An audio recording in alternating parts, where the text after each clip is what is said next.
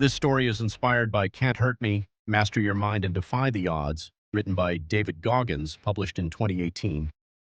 It's not just a story about endurance, it's about the relentless pursuit of potential, about how an ordinary man, through extraordinary perseverance, redefined what the human spirit is capable of. Chapter 1. I Should Have Been a Statistics. Our journey begins in Buffalo, New York in the early 1980s. A quiet neighborhood, snow on the ground, houses lined in order. Everything looks calm, but behind one of those doors, we found hell in a beautiful neighborhood.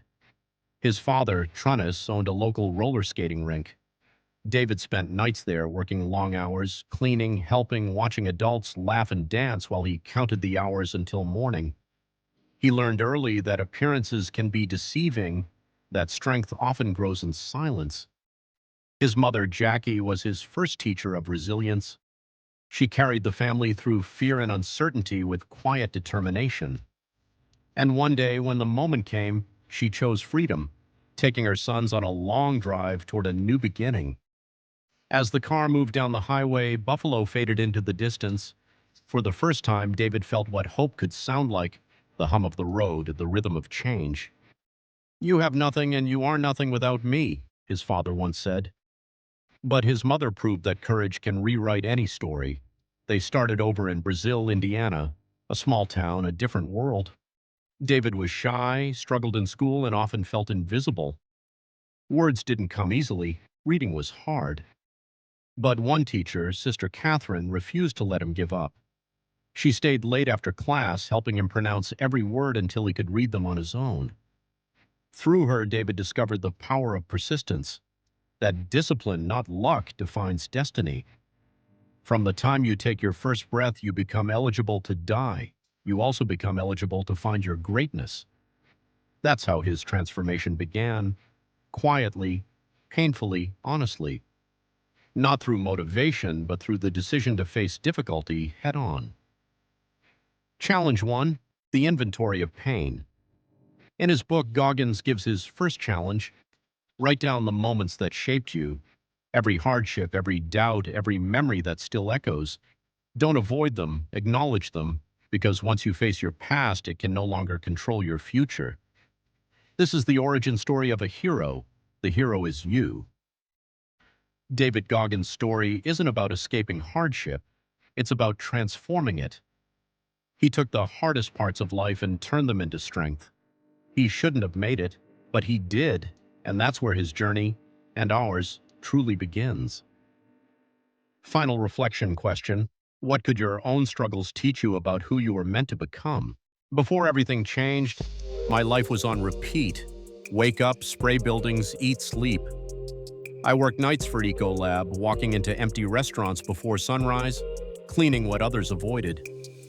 I was nearly 300 pounds, exhausted and running from myself. I was ashamed of who I'd become. I didn't recognize that man anymore. One night I came home, turned on the TV, and saw men in the surf, Navy SEALs, pushing past cold, fatigue, and fear. They weren't superheroes, they were disciplined. And that hit me. I had never pushed myself that far. They were everything I wasn't: strong, focused, unbreakable. That night, I stood in front of the mirror and faced the truth. I wanted to be one of them. I called every recruiter I could find. They all said the same thing: you're too heavy. One gave me the deadline: 3 months, lose over 100 pounds. The next morning, I ran a quarter mile and almost quit. But I came back the next day, and the next. Each step became a promise. Every breath a reminder that the only way out was through. The accountability mirror doesn't lie. After 3 months of pure focus, I made the weight, not because I had talent, but because I had truth. Challenge 1. The mirror test. Stand in front of your mirror, write one truth you've been avoiding, face it, and start your transformation today. The first step to change isn't motivation, it's honesty. That's where my real story began. Not in a gym, not in a uniform, but in a moment of truth between me and my reflection. Chapter 2. Truth Hurts. Every transformation begins the same way, by facing the reflection you've avoided your whole life. He was 24, working nights spraying for cockroaches, eating fast food for breakfast, hiding from bills and mirrors. One morning, the mirror stared back, not at a soldier or an athlete, but at a man who'd broken every promise to himself. He weighed almost 300 pounds and felt smaller than ever. Then came the commercial. Navy SEALs cutting through waves, cold, relentless. For most people, it's background noise. For him, it was judgment. He whispered, "That's who I'm supposed to be." Truth hit harder than shame. He'd been hiding behind fear disguised as logic. The recruiter's face said it all. "You'll never make it. Too heavy, too late, too far gone." Goggins walked out humiliated, but humiliation is fuel if you let it burn clean. He gave himself 90 days to lose the impossible 100 pounds, 3 months of early mornings, late nights, and silence. He biked until his lungs burned, ran until his vision blurred, studied every SEAL requirement until it was carved into his brain. Each day he wrote the truth on paper. No shortcuts, no lies, just work.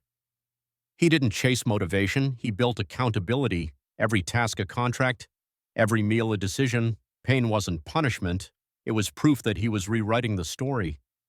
89 days later, he walked back in. 206 pounds, eyes clear, heartbeat steady, same uniform, same chair, new identity. He'd turned truth into transformation. The mirror never lies. It won't flatter, it won't forgive, and it won't fix you. But if you face it long enough, it'll show you who you can become. So tonight, look straight into yours and ask, are you living your potential or just your excuses? Chapter 3, The Impossible Task. When I signed up for BUDS, Basic Underwater Demolition SEAL Training, I thought I knew pain, but I was wrong. Hell Week was 5.5 days, no sleep, no comfort, only cold water and endless motion. They said it would test every part of you, and they were right. You don't find out who you are when things are easy. You find out when there's nothing left to give. By the third day, I couldn't feel my legs.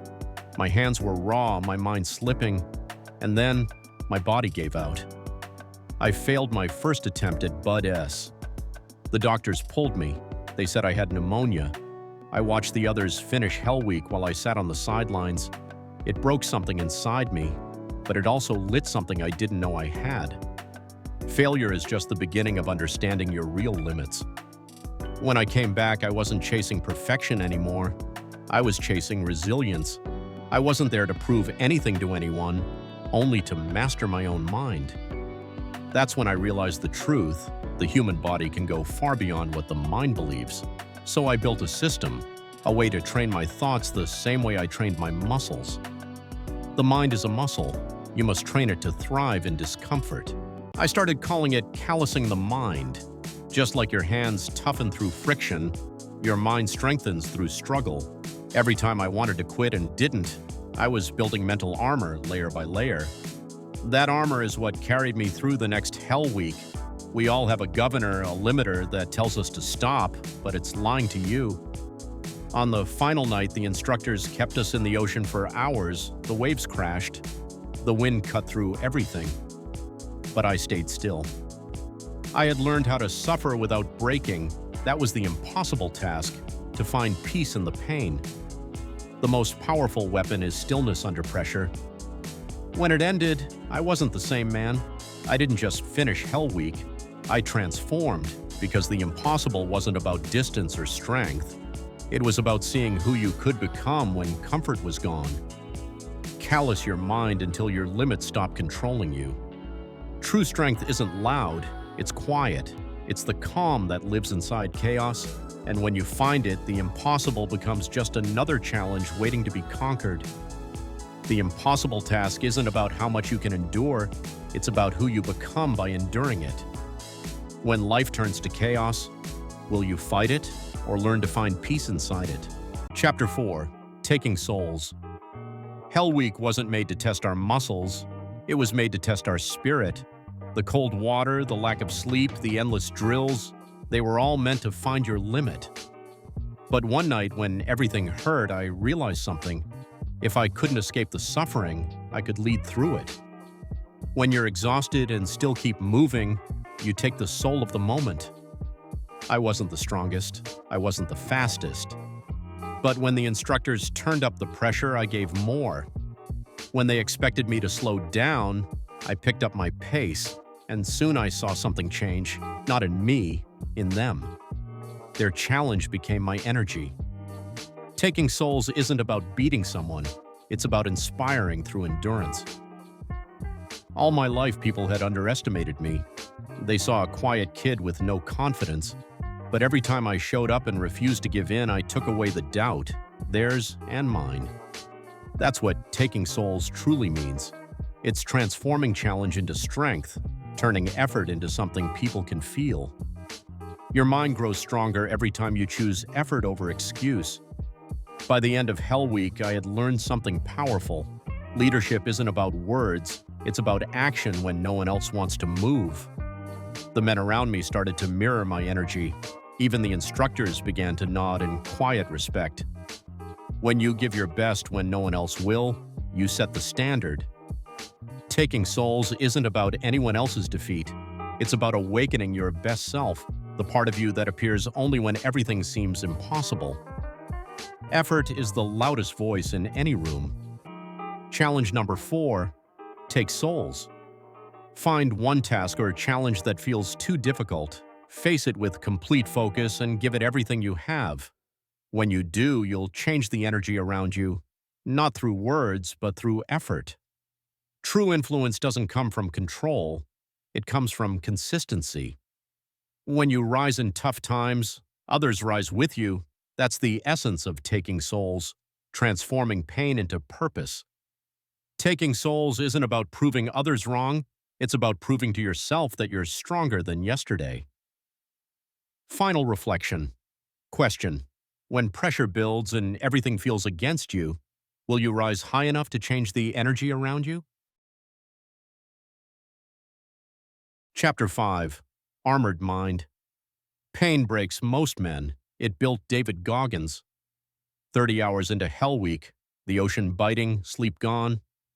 Men ring the bell to quit. Every clang is a reminder. If your mind isn't armored, your body's already defeated. He discovered the brain quits long before the body, so he stopped listening to it. Each freezing wave became training, not punishment, but data. Every failure became ammunition. Every insult, every rejection added armor to his mind. He stopped seeing obstacles as walls. They became weights to lift, resistance to grow. While others shivered, he smiled. He was forging steel. The instructors screamed. The water froze his skin. But he'd already gone deeper than their words could reach. He'd built a callus on his mind thicker than fear itself. He wrote it down. Callus your mind like your hands. Every hardship, not happening to you, but for you. The armored mind isn't born in comfort. It's forged through repetition, discipline, and truth. Pain became his proof of progress. So when life hits, don't retreat. Absorb it. Learn from it. That's how you build armor that no one can see, but everyone can feel. Chapter 6. The Cookie Jar. When willpower fades, memory becomes fuel, mile 70 of a 100-mile race. Legs locked, vision narrow. Most people stop here. I reach somewhere else, inside a jar no one could see. Every win I'd ever earned was a cookie. Surviving Hell Week, losing the weight, escaping the rink. Each memory a receipt that proved I'd done hard things before. When pain spoke too loud, I reached in mentally and pulled out proof. Not motivation, evidence. You can't argue with evidence. I started cataloging every victory, small or massive, doesn't matter. When life empties you, the cookie jar refills you. That's how I kept moving when my body quit. Not through hope, through history. My jar is different, but it's there. Every exam I passed, every day I didn't give up, every moment I proved I could. Each memory is a stone I carry for the next climb. Stack them, name them, use them. When the voice in my head says I'm done, I reach into my cookie jar, pull out proof, remind myself I've earned this moment. So the next time pain asks why I keep going, I tell it, because I already have. Chapter 7. The Most Powerful Weapon. 27 hours after finishing one of the hardest races of my life, 101 miles on zero training, I was back at my desk on Monday morning. No celebration, no break, just me and my thoughts. That's when I realized the mind is the most powerful weapon there is. The human body can withstand a hell of a lot more than we think possible. It all begins and ends in the mind. In Hawaii, I ran through jungles so dark I couldn't see my own hands. Pit bulls barked in the distance. Pigs squealed. Every step felt like a gamble. One slip, one fall, and I was out. Done. But I kept running because I wasn't there to win medals. I was there to master my mind. Our minds are strong, but most of us have stopped using them. I saw a fellow runner, Akash, wandering in circles, eyes wide, lost in exhaustion. I wanted to help, but I was barely standing myself, and that's when it hit me. This is what life is. No one's coming to save you. You're in it alone, together, and your only weapon is your mind. After that race, I trained for Death Valley, one of the hottest races on Earth. But I didn't have the luxury of time or comfort. So I created my own hell. 5 layers of clothes, 2 hours on the elliptical, 30,000 meters on the rower, every single day. Death Valley heat scared the shit out of me, so I simulated it. Pain was my classroom, discomfort was my textbook, and my mind, my weapon. Every workout wasn't about fitness, it was about war. War with the part of me that wanted to quit. You must be willing to go to war with yourself and create a new identity. Challenge number 7, train your mind. Here's your challenge. Starting today, go to war with yourself. Find one fear, something that holds you back. Face it every day until your mind stops flinching. Train until discomfort becomes your new comfort zone. That's how you forge your weapon. The mind must be trained before it can be trusted. At the end of each race, I wasn't chasing medals. The real trophy was invisible. It was knowing I'd built something inside me no one could touch. A weapon forged in pain, sharpened by discipline, and polished by truth. When your mind is trained, the world can't hurt you anymore. The body breaks, the heart fails, but the mind can make you unstoppable. You already have the most powerful weapon in the world. The question is, will you train it or let it rust? Chapter 8, Talent Not Required. People love to say he's gifted. They say it to explain why someone else wins and why they don't have to try. David Goggins was never the fastest, not the strongest, not the most skilled. He just refused to be average. When talent stops, discipline takes over. He failed tests, bombed exams, got rejected, but he built something rarer than talent: consistency. Every day became a rehearsal for greatness, not perfection, persistence. When you don't rely on talent, you stop waiting for good days. You create them. You show up when it rains, when you're tired, when it hurts, because showing up is the real superpower. He woke up before the world and worked until it caught up. No cameras, no crowd, just the sound of his own footsteps saying, "Keep going." Talent whispers at the starting line. Discipline stays until the finish.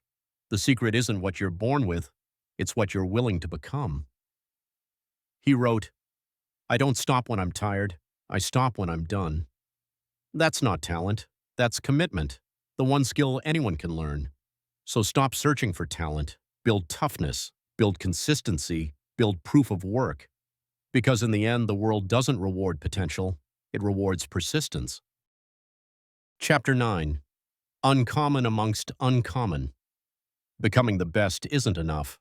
Goggins learned that when everyone around you is elite, being good makes you invisible. You must become uncommon amongst the uncommon. In the SEALs, excellence is the baseline. Everyone runs fast, shoots straight, and thinks sharp. To stand out, you have to push past human averages and redefine what impossible feels like. Goggins stayed when others slowed down. He volunteered for the hardest jobs, the longest nights. He wasn't chasing medals, he was chasing limits. He believed true power starts when comfort ends. To him, fatigue was feedback, proof that he was still in the fight. Being uncommon doesn't mean perfect. It means you refuse to be average, even on your worst day. He failed forward, he failed often, and he failed loud enough for the lesson to stick. Soon, new recruits started watching him, not because he spoke, but because he never quit. His actions became louder than any speech. Most people want respect, few want responsibility. Goggins wanted both, because pressure sharpens the blade. Uncommon amongst uncommon isn't a title, it's a standard you set every single day. When you think you've done enough, do one more rep, one more mile, one more hour. That's how greatness is built, not in the crowd, but in the silence of relentless work. Chapter 10. The Empowerment of Failure.